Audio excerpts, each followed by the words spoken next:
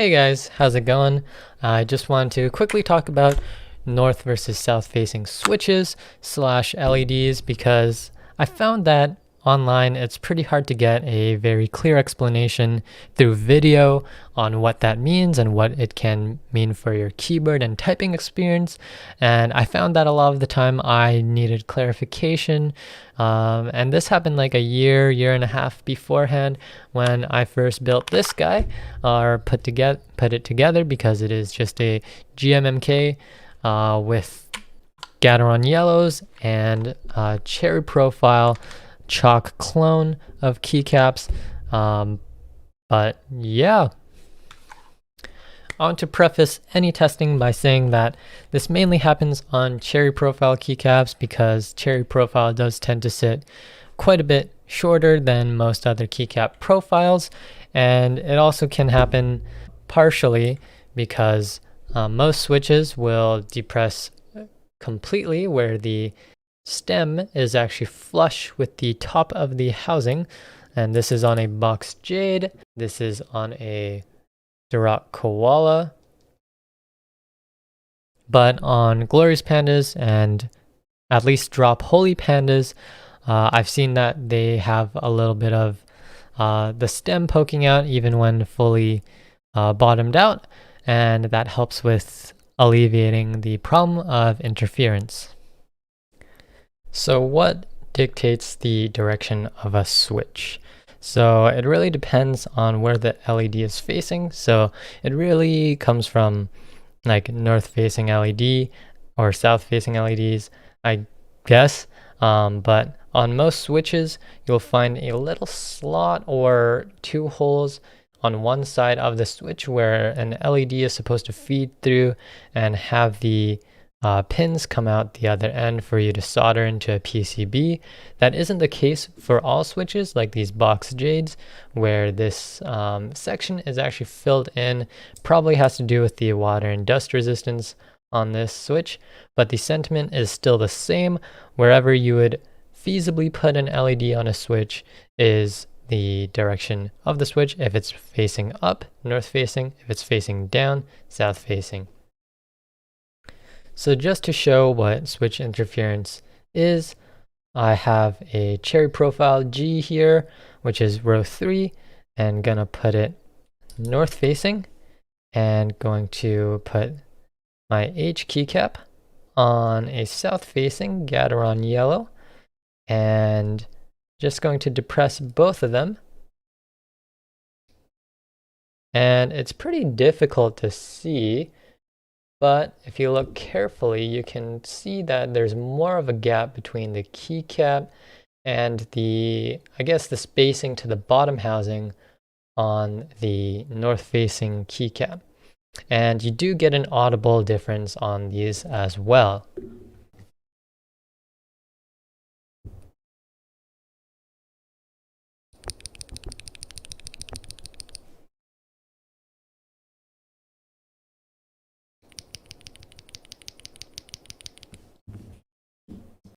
So at least on the yellows, you get a much more crisp sound out of the south-facing switch, where on the north-facing switch, you get more of a kind of clack, which is probably just the reinforcement on the inside of the keycap interfering with the switch. So I want to show that this can happen on other switches as well. So previously that was on Gateron yellows, but now this is on Kailh Box Jades, and same thing where the G is north facing and the H is south facing, and just gonna do the same thing. And you can see again that there's more of a gap on the north facing, and I don't think it's as big of a deal on clicky switches because the most sound that your keyboard's going to make is the click bar or click jacket, whatever switch you're using. But yeah, it still happens. I'd imagine it does affect typing feel a little bit, but I don't think it's as big of an issue on clicky switches. Finally, we're going to do the same thing on Durock Koalas. So same deal, south facing LED on the H, north facing on the G, and just going to depress both at the same time. And see if I can get that lined up. And here we can clearly see that there is a difference again between the two switches.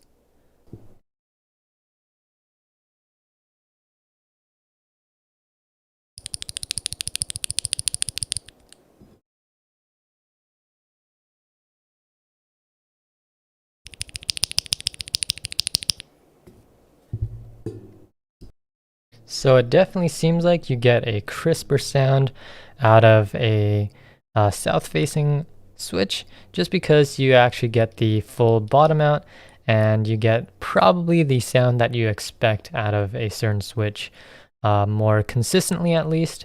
So yeah, this applies to tactiles as well. So finally, I just wanted to do a quick look at the keyboard that I have these Cherry Profile keycaps on, and just look at the spacebar, because people say it mainly happens on row 3, which I totally get. Like, this enter key sounds awful, but on the spacebar, I'm a reversed spacebar person, but I'm gonna flip that back around and just gonna see how that sounds.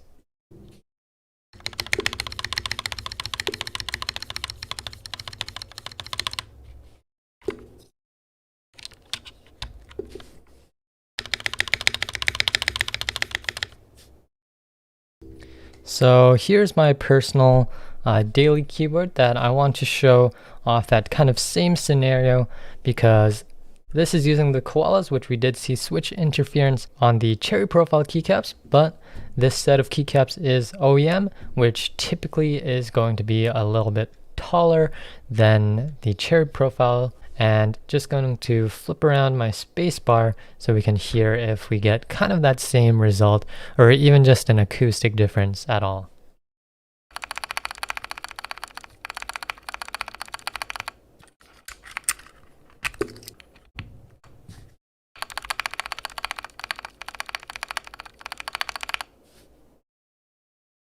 So we did have an audible difference on this keyboard. On the bottom row, when I flip the spacebar around, when it's properly set in place, not reversed, that's simulating north faced, and when I flip it around, it simulates south facing. And yeah, there is a surprising difference even on the bottom row. On the top row, it's not as much of an issue, and I will say that this mainly seems to affect the stabilized keys in terms of feel particularly, and I've noticed that the enter on this keyboard feels inconsistent in like where I can put pressure on, and it feels almost kind of spongy, because in some areas of the key press I can push a little bit more, but on others I can't. And I guess even though this was in the beginning of the video, here is the backspace, which is on the top row, and I don't expect any interference. Nice, crisp, clean sound. And here's the enter.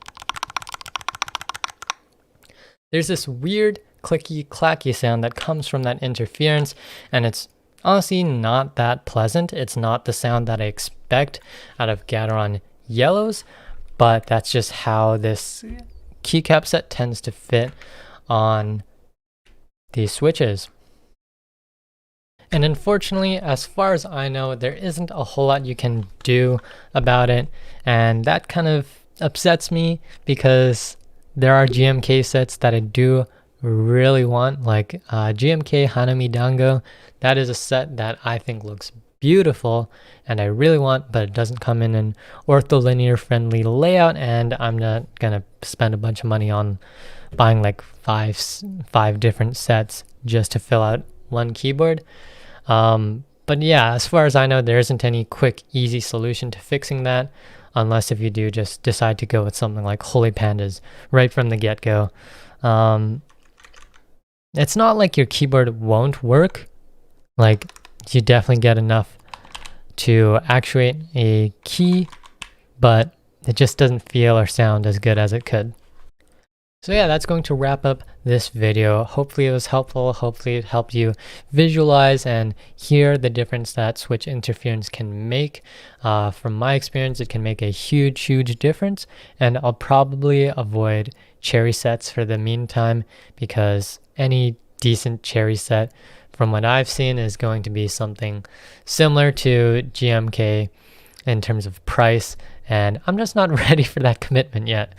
But yeah, so there will be more keyboard videos coming soon, and hopefully at the beginning of next week. If not, I'll still try to have a video out, but I can't really guarantee anything just because of what's happening with COVID and whatnot. But I've gotten some goodies for my keyboard that I've really enjoyed, and I think a lot of people would benefit from at least knowing about certain products as well.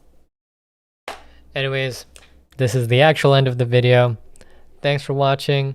Subscribe, like, comment, all that stuff, because I do YouTube now apparently.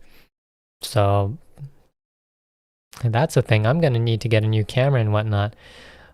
But yeah, if you have any more specific questions about this kind of stuff, I'm not really the person to talk to about it, because I'm not really like an enthusiast in terms of keyboards. I just like stuff that like it's fun to put together and it's like catered to me, that kind of vibe. But if you really want to ask any questions, feel free to leave a comment or head over to my Twitch channel, where I do stream less often now, but like almost every day. Not so much anymore, but yeah. Anyways, thanks again for watching, guys. I'll catch you guys in the next one.